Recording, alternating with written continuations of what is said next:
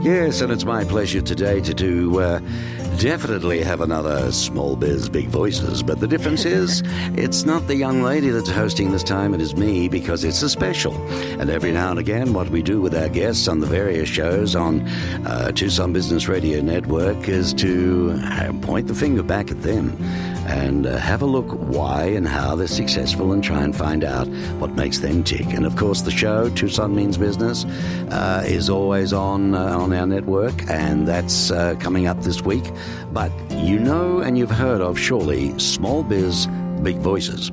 Well, the lady that hosts is a business coach and author, Stephanie Rising, and she's helped over 100 small business owners achieve greater proficiency, profitability, and sanity.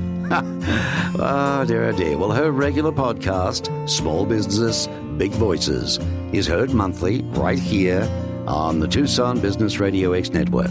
And with special guests, all sorts of lovely people, and bubbly interview style, she's gathered a loyal tribe following her coaching gift. So welcome, Stephanie. Well, thank you. It's very weird to be on the receiving end of the questions today. Isn't it? The other side, I tell you what. Well, you specialize in navigating the complexities of family-owned companies and partnerships. I think it's, 5 to about 25 employees, right? Yes. Does this represent a certain dynamic of business, these chosen numbers, or is there another reason behind that? Well, I picked that particular demographic because, for a couple of reasons. The first is that I think there are a lot of small business companies that feel like they don't have the resources to afford coaching. Maybe they've been part of programs in the past that came with a really big price tag and they got some sticker shock. Or they know of other people who engaged a coach or a consultant and they just felt that it was something that was beyond their means. And that's not the case. I really want small business owners to know that there are resources in the community that can help them to grow their business and become more profitable and to be more fun. And that's something that I'm really passionate about. Well, you're regarded as an expert small business advocate. I mean, did you have a specific background in this arena? I do. I actually, when I finished at the U of A, I wasn't sure if I wanted to go to law school, and I was a little burned out at that point. So I wanted to take a break, decide if law school was really the direction I was going to go in, and I wound up answering an ad, and it turned into a 10-year career. And I worked for a parent company that had 4 divisions, and I was peripherally involved in all 4, but I was primarily involved in community association management. And the company that I worked for, we were at the time about a $3 million company, and I supervised 20 employees. I started out as an assistant project manager, then I was a project manager, then I was GM and director of marketing. And so I held a lot of different positions, but I was always involved in some form of strategy, who we were competing against, how we were going to gain market share, how we were going to brand ourselves, the interviewing process, mentoring employees, firing them if needed. How were we going to write correspondence in a way that was an extension of our brand? I mean, it really touched on every aspect of the business. And when I decided to leave the company, I had helped the owner position the business for sale. It sold. I stayed a year to transition the new owners. I knew I didn't want to be in that industry anymore, but I really loved helping a business to transform and grow. So this is what sort of woke you up inside. This is a track that you thought, well, I love doing this. Yeah, and I felt like I had a very flexible skill set. And again, I was there for 10 years in the guts of a small business that had a big impact on its clients. And there were also various family members who were involved. And so I felt that entire dynamic was really fascinating to me. And So when I went out on my own as a coach, I mentored for 4 years with a coach's coach and got deeper into behavioral analysis and performance benchmarking. And he really helped me put structure around the things that I had been doing very intuitively for those 10 years. Sounds pretty good. I mean, we're going to talk a lot about this coach business later on because it seems that today every Tom, Dick and Harry out there is being a coach, but there's coaches and coaches. Yes. You know what I mean? And there's a lot. Now, objective problem solving is something you specialize in, right? And you have to make your clients accountable. And in doing this, you've represented a total of over $60 million in annual revenues, along with 1,000 employees. That seems like an enormous amount of work. The work, I really give so much credit to my clients. They have to do the heavy lifting. I mean, I really think to be a small business owner takes bravery. It is not easy to put your personal finances on the line. Sometimes you're putting your personal relationships on the line. You're trying to create employment opportunities for other people. You're managing your reputation. There's just, you're always juggling as a small business owner, always. And it's a very personal high stakes poker round that you're walking into every single day. And, so, I mean, I love what I do, and so maybe that's why it doesn't feel like hard work to me, because I have such a passion for it, and I really feel that this is my calling, and I've been doing it for the last 13 years. I really feel that the hard work and the kudos is very much should be attributed to my clients. Well, it's a lot of money, and it's a lot of time and effort, and I would imagine there'd be some fascinating stories in there as well. Let's talk about your book. But I have to protect the innocent. All righty. Now, you're multi-skilled. I mean, you're a writer as well. Tell us about your book. It's available on Amazon. And the biggest thing is, why did you write it? And it's not about making money with it, surely. No, it was another thing that I just really felt called to do. I wrote the book because I wanted there to be another accessible resource out there to business owners. And one of the very consistent fears that I kept bumping up against as a coach with my clients is they're genuinely freaked out about sales and marketing. I mean, some people are naturally very comfortable with it, but not the majority. The majority feel they're uncomfortable with it because they have kind of that used car salesman boogeyman in their head. Okay. And they think that sales... Everything's got to be like that, yeah. Right, that it has to be something slimy. Now, I need to say right here, too, to explain a little bit to the listeners that the book is all very well, but it's based on DISC, D-I-S-C. Now, leverage your nature and increase your sales. Right. D-I-S-C is what now? So the DISC is a behavioral assessment, and the DISC is, I call it director, influencer, supporter, and contemplator. And it's not a personality test. It is a behavioral assessment. So you answer a variety of questions, and it gives you a lot of insight into how you approach tasks and people in two different ways. And so the reason I wrote the book was to help any behavioral type figure out how they could more comfortably represent their company in a sales and marketing situation. So they know what their gifts are, they know what their challenges are, and they also have suggestions for how to represent their business in a way that's going to be more sustainable to them. And particularly, I think, introverted business owners, we often do a disservice to them. Yeah, very much so. You know, because sales and marketing is geared toward the extroverted American. And there are plenty of introverts out there who are running companies who have a tremendous amount to offer, but the advice given to them about how to represent their company is very skewed to one perspective. And so I wanted to write the book as a more all-inclusive way to approach that aspect of owning a business? Well, I can remember a few years back now, but because I've worked for myself for so long, but every time I was asked to fill in one of those darn, test things, application thing, it'd make me sick. It really would, because they don't know me. Yeah. And I don't give a damn what answers you give. Yeah. They don't know if I can do the job or not. It's put together by academics. And half the academics I've ever met wouldn't be able to sell you a pot of tea. Well, it's funny. This test was actually originated by William Moulton Marsden back in the 1930s, and he was a Harvard psychologist.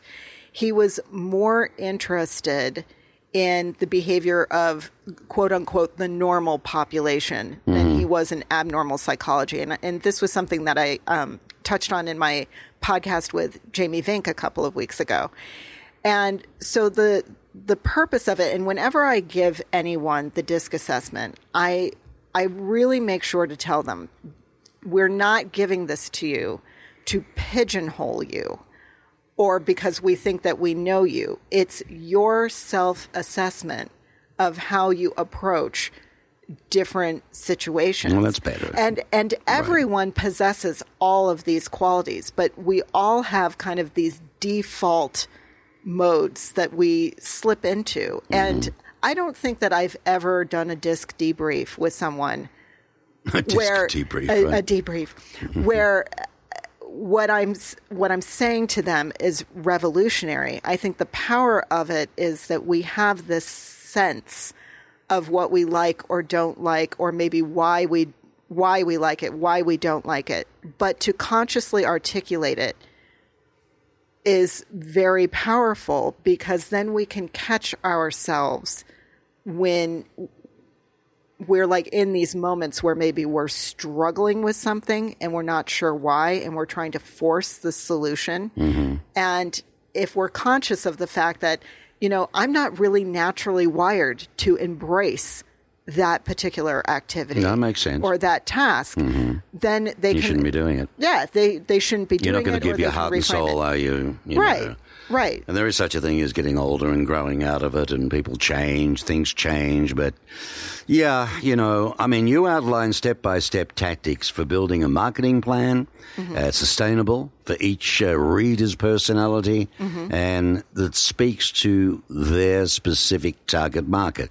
Now, apparently, you have led numerous well-received workshops on this DISC-based marketing and applying behavioral analysis in business. Why do you think that is? I mean, is it the thing of today?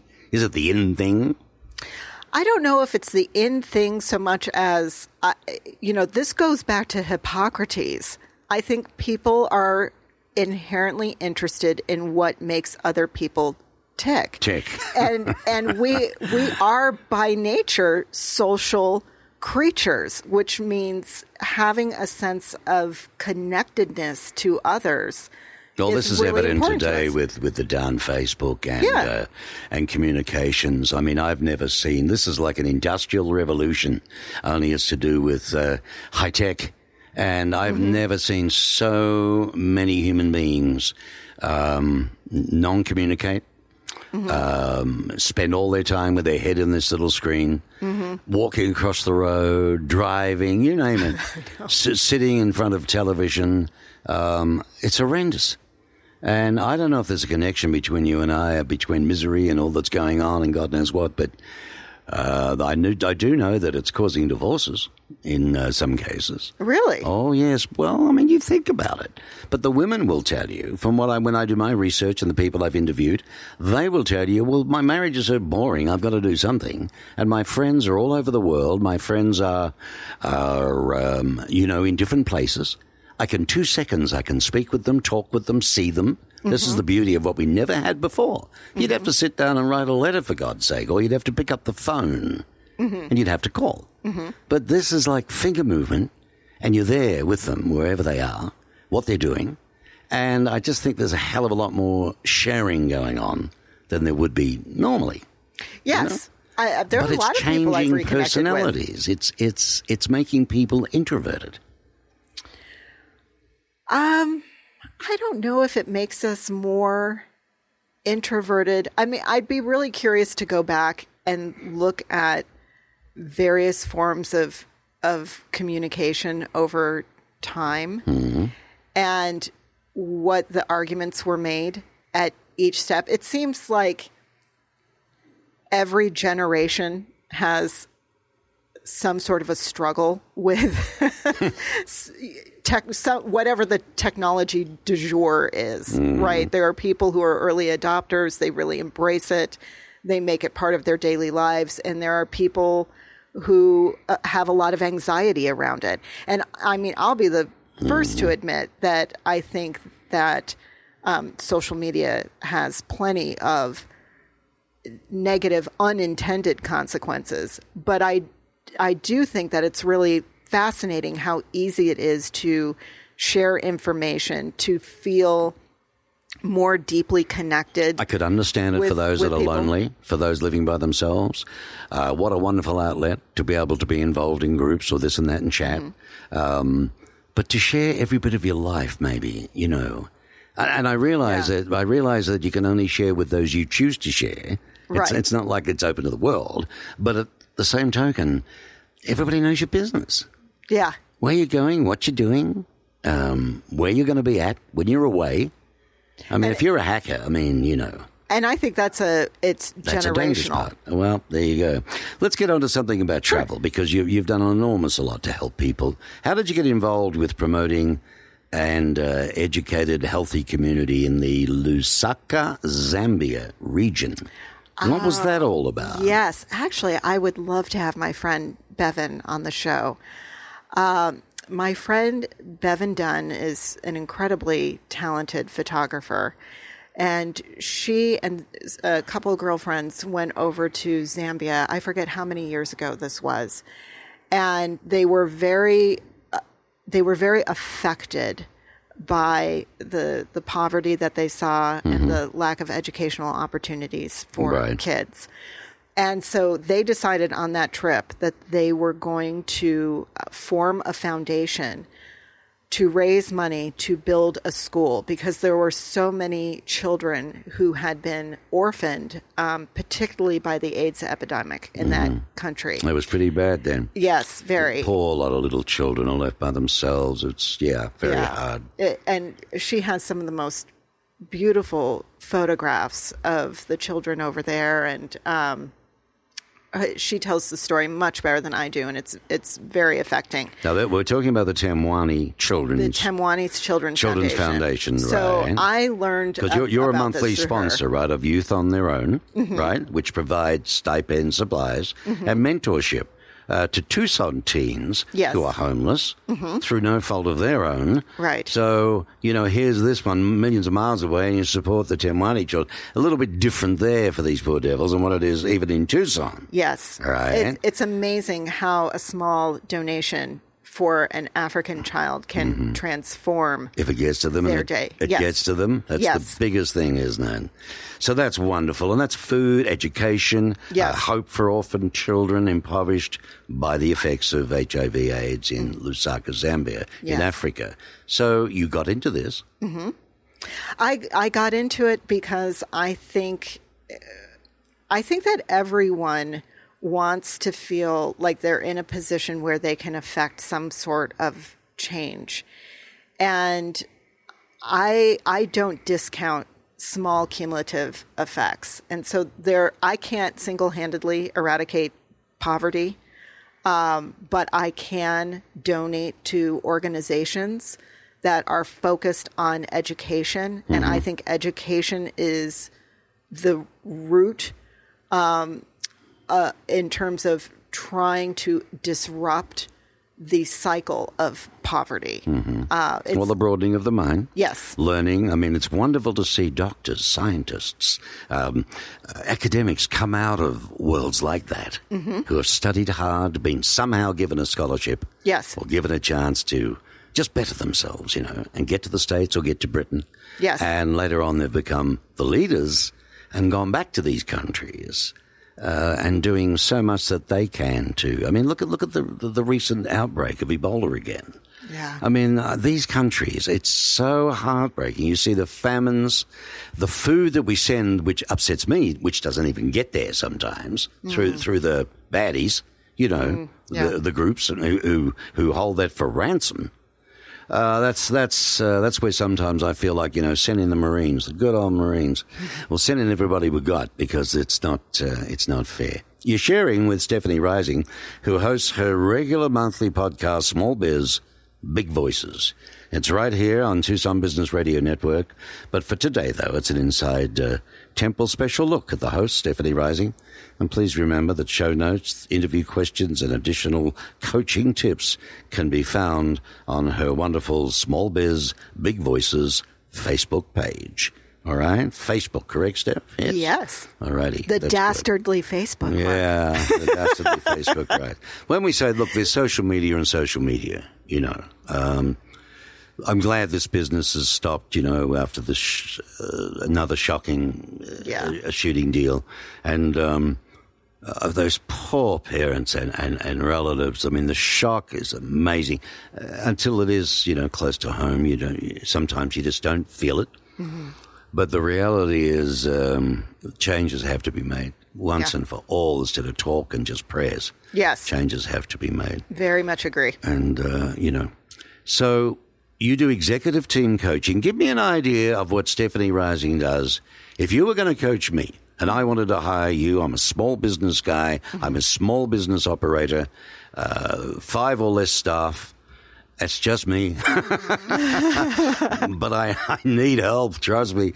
What would you do to help me in my world and in my business? Give me an example. So when I'm understanding the disc thing, that's a different thing again. Sure. All right. So are we talking sole proprietor or someone who has employees? No, a sole proprietor. Sole proprietor. In this particular case, because you wouldn't get many of them, though, would you? Or do you? I work a lot with both. I have people who come to me and it's just them. They have no employees, but they want to grow their business, and their business model is such that they have that capacity. You'd be surprised how much business one person can conduct. And that's not to say that they don't have help. Maybe they have a virtual assistant or they have a bookkeeper, but most of the work is done by the one person. And so often sole proprietors will come to me because they want to find more capacity in themselves, or they've had a business for a while and they're looking to kind of rebrand and transform what they're about. They really want to take it up a notch. So we look at what they have going on at a foundational level, and then we figure out, well, what does that notch look like? Where are they at now versus where do they want to be? What does that gap look like? What has to be done to overcome that gap? I work with them a lot on systematizing their business, so they're spending less time on administration and more time on revenue producing work. I'm working with them on evaluating who they're marketing to, what kind of messaging they're using, whether they're adequately communicating their value. Mm-hmm. A lot of us undersell ourselves because we just want to be of service to others. And also, we've been doing what we do for so long, we start to take ourselves for granted. So I think one of the things that I do with small business owners and the sole proprietors in particular is help them to step back and realize what their contribution really is and how to communicate that and charge for it. For small business owners who have staff, and they're looking at becoming a $1 million or $2 million business. Like the first $1 million is the hardest mark to hit. Right. And then doubling from there is another major milestone. So looking at their operations, how they're utilizing technology, looking at what their net profit is and what is affecting their net profit number, we look at all of that. And also, I think one of the main things that I do with companies, with employees, is help them to develop a core executive team. Because the most common thing that I see with a small business owner who has been doing what they're doing for a while, and they have brought staff on, is they still hold their whole business in their head. They know their goals, they know their financials, they have their own vision, but they don't really communicate that to other people. And so their employees wind up with a real lack of context. And then the employer winds up feeling like their employees have no judgment and they can't delegate to their employees, when very often unintentionally they're kind of the culprit in that. And so getting them to understand how to split up the day-to-day responsibilities of running their business among a trusted team so that they're freed up to focus on growth, on relationship development, on getting the resources like financing for the business that will fund the growth. When they reach that point, they see a huge difference, not only in their revenues, but also just in their stress level. And that's very interesting transformational work. Do you think it's difficult for a one-off business person to let go? Yes. To be it staff number one, number two, whatever, I guess they've sort of done it all alone and all along, haven't they? They have. And I think for a sole proprietor, it's twofold. They're used to doing everything themselves, and it's very difficult to make that jump, to invest trust in someone else to represent them and their brand and their mission. That right there is a big adjustment. And the other is being able to afford the help. But there are things that you can do in terms of financial benchmarking, setting sales goals. So when you reach a certain revenue point, okay, bring somebody in 15 hours a week.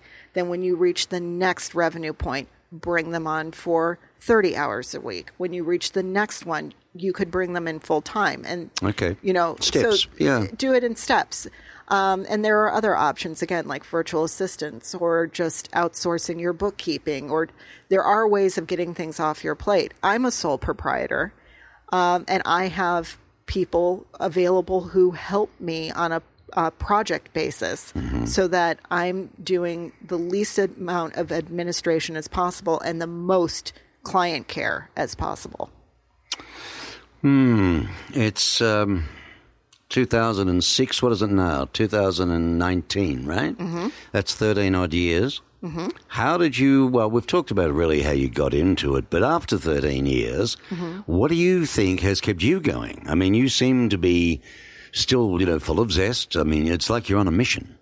I am very much on a mission, and I just cannot get the statistic out of my head, and I'm actually still surprised how much it drives me. When I was going through my training to become a coach after I left my corporate job, I found out that the average American, and this was back in 2006, the average American was spending 100,000 hours of their life on the job. And I certainly had experienced my own fair share of stress up to that point in my life with work, and had done the crazy hours and the crazy amount of responsibility. And, you're always trying to prove to clients your value so that you can get like your tiny raise every year. And, and I thought that 100,000 hours just represents a tremendous opportunity that could go either way. I think some people really embrace it as an opportunity to learn and to stretch and to explore and discover, and it's very fulfilling. But I think for a lot of Americans and a lot of small business owners in particular, that's a big chunk of your life that's really spent in stress. Well, it is. Right? It is. Instead of working for somebody, you choose to go it alone and do your own thing. I mean, you choose it, but it affects everybody else around you. It does. And I specifically picked small business because I wanted to help improve the quality of life for small business owners. I wanted them to be able to spend time with their families. I want them to be able to go to their kids' dance recital or their baseball game. I want them to be able to send their kids to college. Basically, I want them to be able to have a decent life. But why? You're in business. You've got to make money, haven't you? Well, I don't think being in business is only about the money. I think that's one of the things that is like a byproduct of being in business. But the people I know who are the most successful and who ironically make the most money are the ones who have a really personal reason for why they do what they do and what it is that they're trying to contribute to their community. I agree with you implicitly. Yeah. Oh, you're winking at me. I asked you that specifically because, there are a lot of people in small business that shouldn't be in small business. They are only there for the money, and it's what drives them. Yes. And there's a core value missing. There's something deep down, What do you think? As a business coach extraordinaire, what do you think is the number one problem that you have to solve as a coach? I have to get people past their sense of isolation. I think isolation is the number one problem I think that I solve in terms of when I'm starting to work with someone. By the time someone is meeting with me for the very first time, they don't know me at all, and I try and put them at ease as quickly as possible. And I really can't think of a time when someone didn't just start to spill their guts, like within 5 minutes of meeting me, because they've kept so much on their shoulders and so much inside. Right. They've just poured it out. They just really need someone to talk to. And, I can't, I am not a therapist and I never misrepresent myself that way. But I do joke that part of what I do is almost like business therapy, because if you're freaked out about whether you can afford to keep your doors open, who are you going to talk to? You don't want to jeopardize your reputation in the community while you're trying to turn things around. You don't want to instill any fear in your employees. Your spouse, if they've never owned their own business or been like a C-suite professional, they don't know what it feels like to try and make payroll. So who do you talk to? That's it. That's why a lot of business people, I think, drink, quite frankly. Yeah. And they go to little watering holes on the way home just to be able to chill out and think about things and, let things go down. Yeah. How does a coach differ from a consultant? I think a coach differs from a consultant. Consultants tend to come into a business. They evaluate what is going on with that business. They analyze the information, and they provide the client with a report that the client can then use to make decisions. And there is a lot of value in that. Mm-hmm. I really love being a coach because I want to ride the ride with you. And I'm not going to... Their success is your success type Their thing. Success is my success. So you get a buzz out of that. I do. And I also think that there are a lot of advantages to people like maybe the behavioral types who they're more social. They need someone in their sandbox that they can trust, that they can bounce things off of, right? And Sandbox. I haven't heard that one in a while. I want to play with you. yeah, I'm the kind of person, I need playmates. I have people I can't that hack I it can being talk alone to. too much. Yeah. So I think that that's a huge advantage, that you have someone that you can talk to who has walked in your shoes. Right. I have sweat payroll. I have had to fire people. I have survived an embezzlement. I mean, not me personally, but the company that I worked for. Yeah, I understand. I went through all of those things. And was there ever a time, though, you thought, oh, to heck with it, it's just not worth it?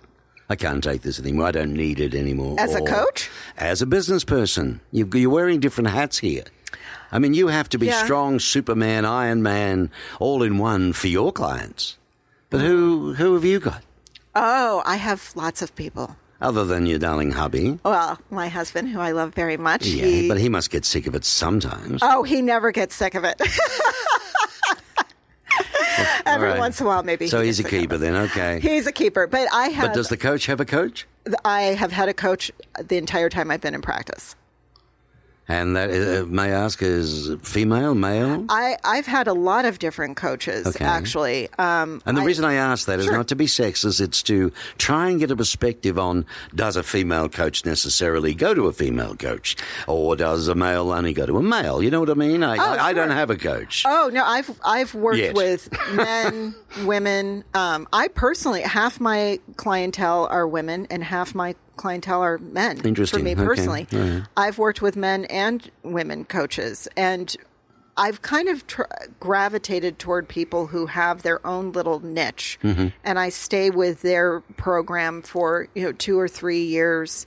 I get as much information as possible from them. I learn as much as I can, and then I figure out what the next tool is that I'm trying to add to my toolbox, and I will find a coach who specializes in that tool. I see.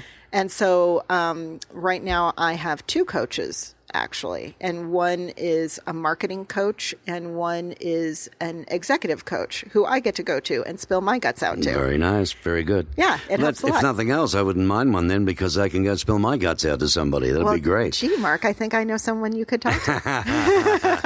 It's not too expensive, is she? No. Not right now, anyway. But, no, well, I'm in the same sort of business. I'm in business to help people. I really get a buzz out of that if they're successful. Yeah. And I've got clients now through what we do that is rather unique. Our podcasting world here in Tucson, and through the Tucson Business Radio X network, I've got clients now that are getting results. And when they're ringing me up at nearly midnight and exciting to tell me that they've just got another new client and another new client, you know what I mean? Yeah. Faster than they've ever got clients before in a different way. Yeah. And without having to go and get booze at some mixer that they had to go to, they're very excited. So I do get a buzz out of that. Yeah. And I enjoy teaching. I mean, I was in the media industry for over 40 years. Really? And I had radio and television background, and to retire, which I should be at my age, to retire is just not on. I need to do something. Yeah. And one gets very bored with golf 7 days a week. And it just doesn't do anything for the brain, if you know what I mean. Yeah, so I had to get back into something. And after leaving KVOI on a full-time basis, which was absolutely demanding terribly for the hours of what I was doing on a talkback show. Yeah. This is enough, but at least I have clients who are growing, they're building their businesses, and I hope to get a lot more over the next 12 months. But it takes time and branding, as you're aware, and it takes time for that word to get out, just how successful this can be for people. Yes. Because they've got to get their head around it. It's quite unique, So anyway, very interesting. And you've got a hubby, but you've got 2 coaches. I do. Who teach you what then? Well, I work with my marketing coach. One thing that is very outside my bailiwick is online marketing. Well, it's outside most people. Well, yeah. It's still relatively new, I mean, I know everybody's throwing the yellow pages out the door, but... Well, millennials are so comfortable with online marketing because they've never they grew up lived with in it. A non-digital world. They grew up with it. I didn't even grow up with a computer in school. Never knew what one was. Yeah. These kids are lucky. By the time they're 10, 11, 12, they're very au fait with being online. They can do wonderful stuff. Now they can learn all different sorts of software. Next minute they can, design and do this and do that. What a wonderful world. Mugs like us always have to go to somebody, and if they don't rip you off, they'll drive you nuts because they don't see your vision. You know what I mean? Yeah. So we have it harder. There's no doubt about it. Well, and I think growing up in Tucson, I mean, I've lived here since I was 6. Tucson's a very relationship-driven town. And so all of the marketing that I have ever done has been face-to-face. It seems to be it's all who you know to a degree, Tucson, But to go beyond Tucson, I mean, now with Zoom, I could coach anywhere. This is the one big thing that I really do like about the high-tech world. Right. Communication, teaching. They're doing operations now, with doctors in different states. Which is amazing. Through visual. Yeah. Online and the future of where it's going to go is absolutely astronomical. But how to get to your audience through that medium, yeah.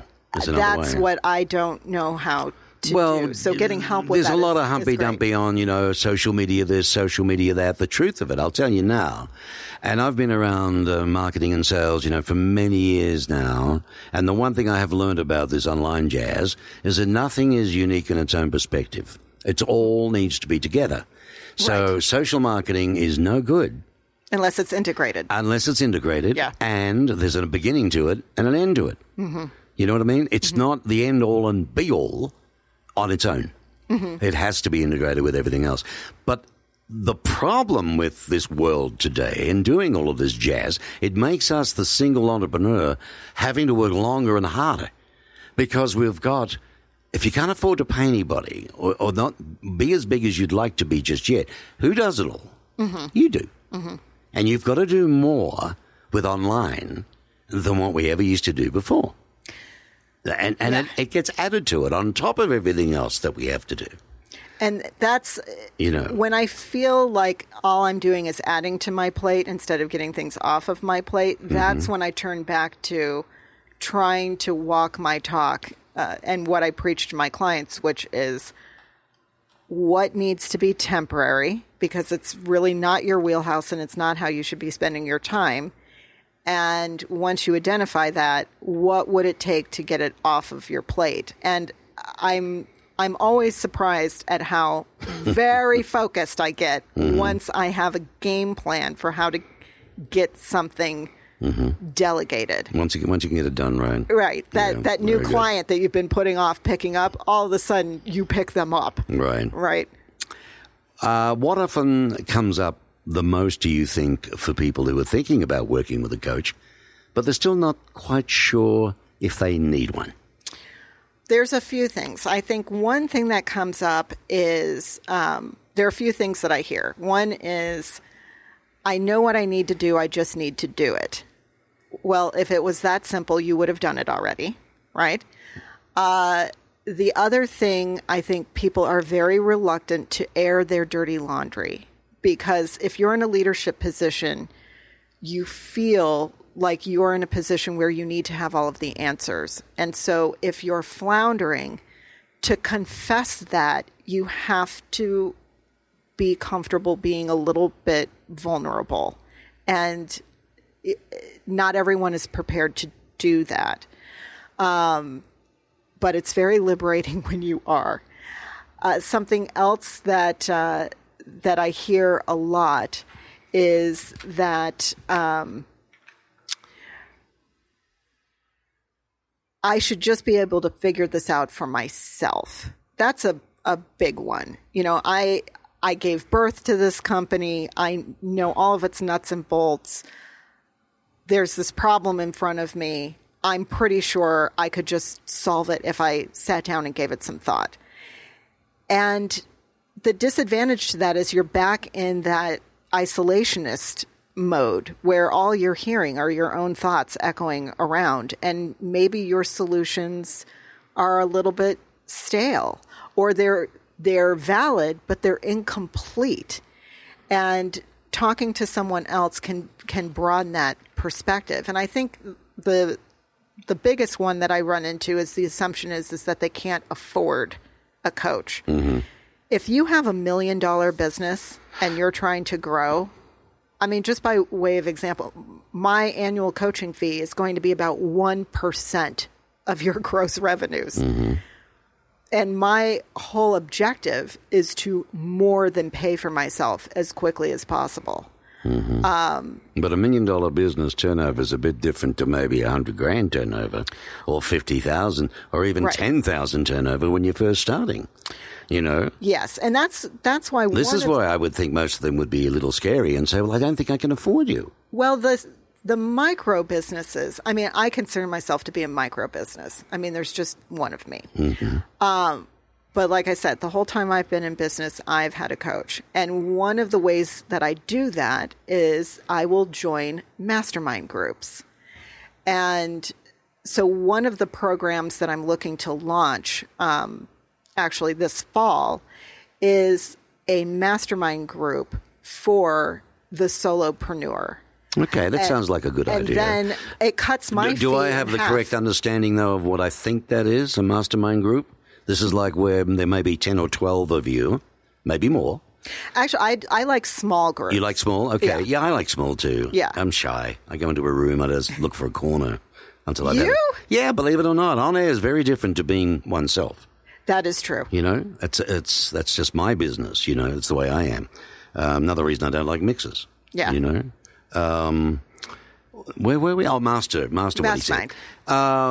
Is it a case of being able to be in a group and then you all get to share what's bugging you or what the problems are, Right. so that you get different aspects, different views? Right. So, you know, when Is that the basics of a that's mastermind? the basic idea. Because Okay, if all you're right. in business by yourself, it helps to leverage the experience of other people, and especially sometimes in other industries. What someone is doing in an industry that may not seem to relate to yours Right. can give you a lot of ideas for how to approach yours in a more innovative way. So Interesting, isn't it? Because you would think, well, what the devil would they know about, you know, my business? Yeah. Because I haven't got a clue about theirs, you know. right. But you do see things in a different perspective. Absolutely. I mean, I have a client who is a pest control company, and the way that they approach customer service and some of the things that they do with their business when we're talking about it in coaching, I get ideas from my clients all the time about things that I could do, especially around service, or clients talk about apps that they use for various different things, software programs, and their industries have nothing to do with my industry, and I get ideas all the time. Very good. So there, if you're listening to that one, that's a darn good idea. If that's the case, look for a master. A tank type thing. All right. What advice do you have for someone who's looking for a business coach, especially if they've had experience like the one you've described, okay?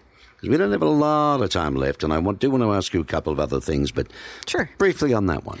So there's a little list of questions, so you can jot these down. So if you're interviewing a coach, you can ask them the exact same thing. One, ask what kind of training they've received. The second is get a sense of whether they've experienced the things that you have faced. Like I said, with my background, I feel a great affinity for small business owners. If someone comes to me and their business is primarily built around government contracts, I have a colleague I refer them to because that is his niche, it's his specialty, and he's going to have a much greater sensitivity for your challenges than me. Which leads me to make sure that they're putting your needs first. Like, do you get a sense that they can truly help you, or they're just going to take you on and wing it? Definitely understand if they're going to lock you into a contract. See if they can give you examples of how they have advocated for their other clients. And the last is, ask around a little bit and see if they have a reputation for guilt-tripping clients who are getting ready to leave coaching. Unfortunately, there are a few coaches out there who function this way. I think the overwhelming majority of coaches really have their clients' best interests at heart. Right. But as with any profession, there are a few bad eggs out there, and they try and trap their clients and put in as minimal effort as possible in exchange for a check. I don't think that that's the dominant characteristic for our coaches here in Tucson, but there are a few out there, and you just need to be aware. Be aware and be careful. Yes. And ask the questions that Stephanie has just advised, because you've got nothing to lose. Yes. You're going to find out. Because, I mean, you're not going to get it with this lady. She just won the Better Business Bureau's Torch Award for Ethics. Do you mind? Congrats on that one. Well done, honey. Thank you very much. What do you feel is an ethical issue that is facing the coaching industry today? I know you just mentioned, there are some, it's every darn business in America. I don't know what it is. Some just do want to do it the easy way, don't they? And they'll hurt others by doing so. Yeah. There's always some that got to spoil it for everybody. Yes. I've never met so many crims in all my life. I got to tell you. I really want to emphasize, I think most coaches, the majority of coaches, are very good at what they do, and they really care about their clients. They put their heart and soul into it. Right. And so it comes down to, who do you personally feel most comfortable with? Because if you're not comfortable with your coach and you don't trust your coach, there's no point in the relationship. But I would say that the ethical challenge is... I think that there are a lot of hobbyists out there. This is not my hobby. This isn't, I retired and then for 15 hours a week, I'm going to take on a client.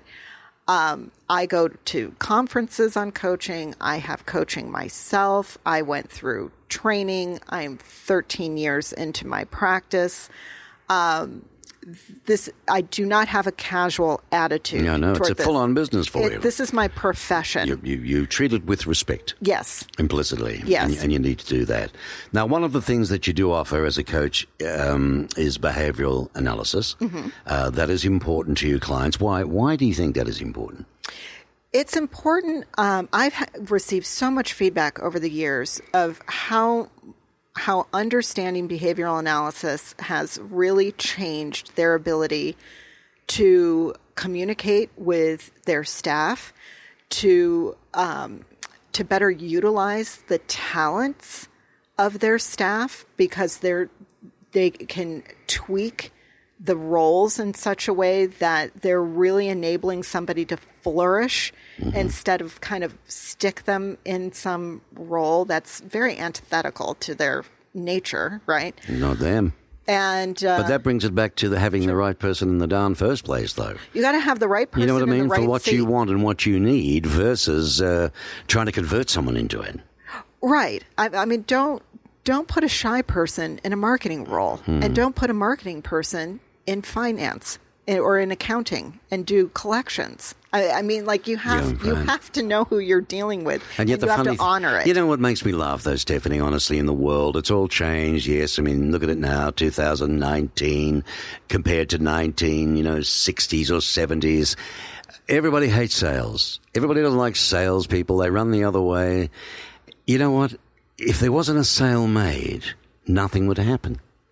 Well, everyone in a company is a salesperson. Of business, you know what I mean? Right. Ships wouldn't come in, freight wouldn't be there, no one would eat, no one would drink, nothing. Right. We'd all be just stagnant, standing there like robots if sales weren't made. It's the way you go about it. I think, and especially here in Tucson, again, we're so relationship oriented. I can smell a transactional person from a mile away. If you're just out to crank volume and make your number, I'm not interested in doing business with you. But people who are advocating for their clients, they're trying to improve the standard of their industry, they're really trying to make a contribution to the community, I'll be loyal to that person all day. Right. So I do think that sales gets a bad rap, because I wish we could actually replace the word sales with relationship and education, because that's really what it's about, is getting people to understand what you do. And if they have a need for that, you know you're available. Well, there's nothing more frustrating, though, than knowing someone that has a need for it, and it would work for them, and they'd be so surprised, but have a negative outlook, closed mind, regardless, and may assess you as a salesperson, per se, which should have nothing to do with what the product will do for you. Yeah. But again, it's the relationship. Yeah. Someone once said to me, "Oh, you'll never do well in Tucson with anything. In Phoenix, you've got to go to." Why? Well, unless you walked down the hallway of the high school together when you were kids and bumped into each other or used to drop books with each other, you'll never get business. That was said to me when I first came to 6 years ago. Yeah, and I said, "Oh my God, it's not going to be like that, is it? Everybody knows everybody." I don't believe it's like that. I don't think now, so either. It does help if you grew up with somebody or played football with them or this or that, but it only might get you in the door. It doesn't necessarily mean you're going to get the business. Right, and I think Tucson. We have such a transient population here. I mean, people are always coming here to retire. They come here to go to school. They relocate here from other parts of the country. Yeah, it's got to change, for though. Jobs. Yeah, it's got to change. There's always an influx of new people here. It's not just a matter of like who you went to school with. Relationships do run very deep. Well, more here. business, more growth. There are those who still don't want it to grow, don't want it to do this. Yeah. You can't rely on the people who are here, the snowbirds. They're here, they have their coupons, they do this, they spend a bit and they go. They live their own life. But the jobs, the permanent jobs, the children, the kids coming out of uni, the kids coming out of high school, they've got to stay here. They've got to work. And I think they can't be leaving all the time. We have more of a permanent year-round population than we used to. When my family moved out here in 1980, right, you really felt it in the summer. The town was like a ghost town, was it? It was, and it's not like that anymore. You could shoot a shotgun down it, as they say, and no one to get hurt. All right, listen, we're nearly out of time, Stephanie. Lovely Stephanie Rising. She has therisingeffect.com. It's a nice site. There's a lot on that. Then you've got LinkedIn.com and all of that you can read about you. Your Facebook is what? You can find The Rising Effect on Facebook, and you can also find Small Biz Big Voices on Facebook. And that's your wonderful podcast that is gathering momentum and traction, and you're gathering a lot of what they call your tribe. Yes, I love my industry. tribe. Lovely, loyal people who enjoy listening to you and learn from you and teach from you. Do we get a sneak preview of your next show? Do you have someone special lined up, or do you want to keep that a surprise? Oh, I do. Actually, next month, the wildly talented and interesting Alexis Lopez will be on the show to talk about alternative medicine.